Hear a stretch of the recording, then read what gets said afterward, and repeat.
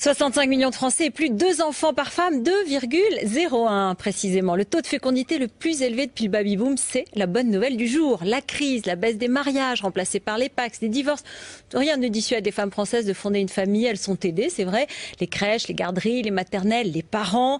Merci aussi aux familles françaises d'origine immigrée. Malgré tous les discours discriminants, elles permettent à la France de voir l'avenir en rose. Tous les économistes vous le diront, aussi important que le pétrole ou l'innovation technologique, le dynamisme démographique compte parmi les atouts d'un pays dans la compétition mondiale. Une seule ombre peut-être au tableau. Pour la première fois, ces femmes dépassent l'âge de 30 ans pour faire leur premier enfant. À cause de la crise, disent les spécialistes, elles ne savent pas de quoi est fait l'avenir. Elles retardent donc l'âge de la naissance. Et si au contraire, c'était parce que ces jeunes femmes voulaient assurer leur carrière, s'installer dans la société, dans le travail.